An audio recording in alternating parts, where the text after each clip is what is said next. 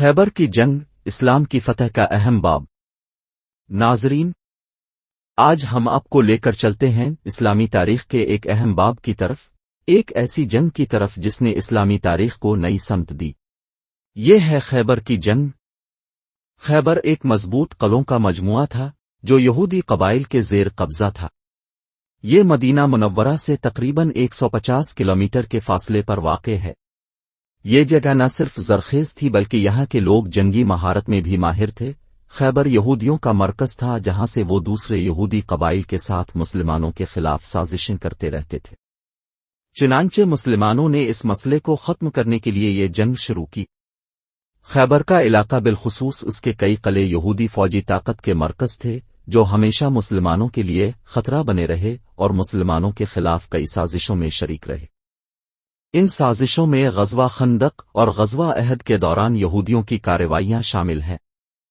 اس کے علاوہ خیبر کے یہود نے قبیلہ بنو نذیر کو بھی پناہ دی تھی جو مسلمانوں کے ساتھ سازش اور جنگ میں ملوث رہے تھے۔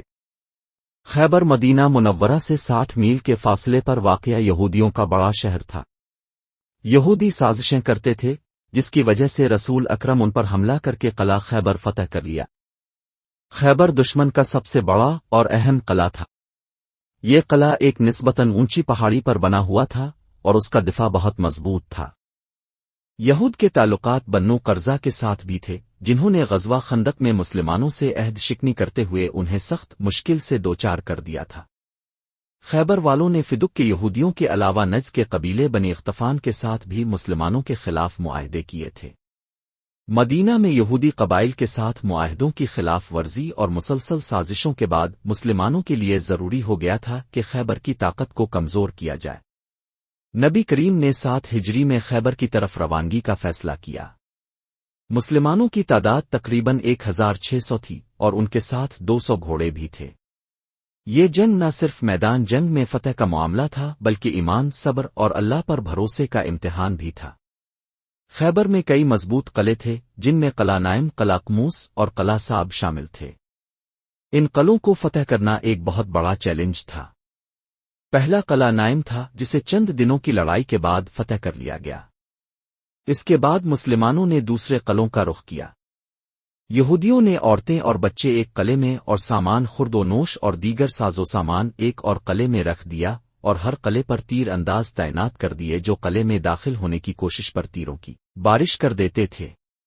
مسلمانوں نے پہلے 5 قلعوں کو ایک ایک کر کے فتح کیا جس میں 50 مجاہدین زخمی اور 1 شہید ہوئے۔ یہودی رات کی تاریکی میں ایک سے دوسرے قلعے تک اپنا مال و اسباب اور لوگوں کو منتقل کرتے رہے۔ باقی 2 قلعوں میں قلعہ قموس سب سے اہم اور بڑا تھا اور ایک پہاڑی پر بنا ہوا تھا۔ حضور اکرم نے باری باری حضرت ابوبکر رضی اللہ عنہ، حضرت عمر رضی اللہ عنہ اور حضرت سعد بن عبادہ رضی اللہ عنہ کی قیادت میں افواج اس قلعہ کو فتح کرنے کے لیے بھیجیں مگر مسلمان کامیاب نہ ہو سکے۔ پھر اللہ کے رسول نے ارشاد فرمایا کہ کل میں اسے علم دوں گا جو اللہ اور اس کے رسول سے محبت کرتا ہے اور اللہ اور اس کا رسول اس سے محبت کرتے ہیں، وہ شکست کھانے والا اور بھاگنے والا نہیں ہے، خدا اس کے دونوں ہاتھوں سے فتح عطا کرے گا۔ یہ سن کر اصحاب خواہش کرنے لگے کہ یہ سعادت انہیں نصیب ہو۔ اگلے دن رسول اللہ نے حضرت علی کرم اللہ وجہہ کو طلب کیا۔ صحابہ کرام نے بتایا کہ انہیں آشوب چشم ہے، لیکن جب حضرت علی کرم اللہ وجہہ آئے تو رسول اللہ نے اپنا لعاب دہن ان کی آنکھوں میں لگایا جس کے بعد تا حیات انہیں کبھی آشوب چشم نہیں ہوا۔ حضرت علی کرم اللہ وجہہ قلعے پر حملہ کرنے کے لیے پہنچے تو یہودیوں کے مشہور پہلوان مرہب کا بھائی مسلمانوں پر حملہ آور ہوا مگر حضرت علی کرم اللہ وجہہ نے اسے قتل کر دیا اور اس کے ساتھی بھاگ گئے۔ اس کے بعد مرہب رجز پڑتا ہوا میدان میں اترا۔ مرہب کی والدہ مستقبل کی پیشگوئی کرتی تھی، اس نے پیشین گوئی کی تھی کہ مرہب کو کوئی بھی آدمی نہیں مار سکتا مگر ایک آدمی جس کا نام شیر حیدر کے نام پر رکھا گیا ہے۔ اپنی آخری جنگ سے ایک رات پہلے مرہب نے خواب میں دیکھا کہ ایک شیر نے اس پر حملہ کیا ہے۔ مرہب نے اپنی تلوار کو آگے بڑھایا اور یہ نعرہ لگایا، خیبر یقینی طور پر جانتا ہے کہ میں مرہب ہوں، ایک پوری طرح سے مسلح اور اچھی طرح سے آزمایا ہوا بہادر جنگجو جب جنگ آتی ہے تو اپنے شعلے پھیلاتے ہیں۔ حضرت علی رضی اللہ عنہ نے جواب میں کہا، میں وہ ہوں جس کی ماں نے اس کا نام حیدر رکھا ہے۔ مرحب کے ساتھ ایک زبردست لڑائی کے دوران حضرت علی کرم اللہ وجہ نے اس کے سر پر تلوار کا ایسا وار کیا کہ اس کا سر درمیان سے دو ٹکڑے ہو گیا۔ اس کی ہلاکت پر خوفزدہ ہو کر اس کے ساتھی بھاگ کر قلعہ میں پناہ گزین ہو گئے۔ حضرت علی کرم اللہ وجہ نے قلعے کا دروازہ جو 20 آدمی کھولتے تھے اکیلے اکھاڑ لیا اور اسے قلعے کے دروازہ کے سامنے والی خندق پر رکھ دیا تاکہ افوج گھڑ سواروں سمیت قلعہ میں داخل ہو سکیں۔ غزوہ خیبر میں 93 یہودی مارے گئے جبکہ 15 مسلمانوں نے شہادت پائی۔ حضرت علی نے نہایت بہادری سے قلعہ قموس کے دروازے کو اکھاڑ پھینکا اور مسلمانوں کو اندر داخل ہونے کا راستہ دیا۔ آخرکار مسلمانوں نے خیبر کے تمام قلعے فتح کر لیے۔ یہ جنگ نہ صرف مسلمانوں کی عسکری کامیابی تھی بلکہ اسلام کی طاقت اور اللہ کی مدد کی واضح مثال بھی تھی۔ رسول اللہ نے یہودیوں کو ان کی خواہش پر پہلے کی طرح خیبر میں رہنے کی اجازت دی اور ان کے ساتھ معاہدہ کیا کہ وہ اپنی آمدنی کا نصف بطور جزیہ مسلمانوں کو دیں گے اور مسلمان جب مناسب سمجھیں گے انہیں خیبر سے نکال دیں گے۔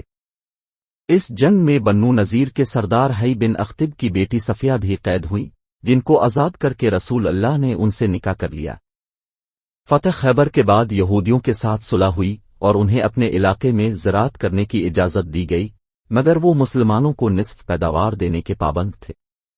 اس جنگ سے مسلمانوں کو ایک حد تک یہودیوں کی گھناؤنی سازشوں سے نجات مل گئی اور انہیں معاشی فوائد بھی حاصل ہوئے۔ اسی جنگ کے بعد بنو نذیر کی ایک یہودی عورت جس کا نام زینب تھا اس نے رسول اکرم کو گوشت پیش کیا جس میں ایک سری الاسر زہر ملا ہوا تھا۔ رسول اکرم نے اسے یہ محسوس ہونے پر تھوک دیا کہ اس میں زہر ہے مگر ان کے ایک صحابی حضرت بشر بن براق جو رسول اللہ کے ساتھ کھانے میں شریک تھے شہید ہو گئے۔ رسول اللہ نے حسب عادت اپنا بدلہ تو اس عورت سے نہیں لیا لیکن حضرت بشر رضی اللہ عنہ کی شہادت کے بدلے میں اس عورت کو قتل کر دیا گیا۔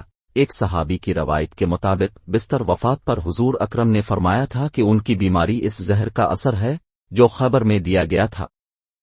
مسلمانوں کو اس جنگ سے بھاری تعداد میں جنگی ہتھیار ملے جن سے مسلمانوں کی طاقت بڑھ گئی۔ اس جنگ کے 18 ماہ بعد مکہ فتح ہو گیا۔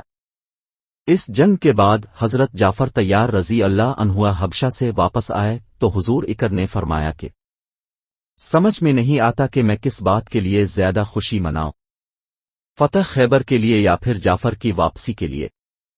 خیبر کی جنگ ہمیں سکھاتی ہے کہ ایمان اور صبر کے ساتھ کسی بھی مشکل کو شکست دی جا سکتی ہے۔ یہ جنگ مسلمانوں کے لیے ایک اہم فتح تھی جو مدینہ کی معیشت کو بھی مضبوط کرنے کا باعث بنی۔ ناظرین، خیبر کی جنگ اسلامی تاریخ کی وہ روشن مثال ہے جو ہمیں ہمیشہ یہ یاد دلاتی ہے کہ اللہ پر بھروسہ کرنے والوں کو کبھی ناکامی کا سامنا نہیں ہوتا۔ اگر آپ کو یہ ویڈیو پسند آئی ہو تو لائک کریں، شیئر کریں اور ہمارے چینل کو سبسکرائب کرنا نہ بھولیں۔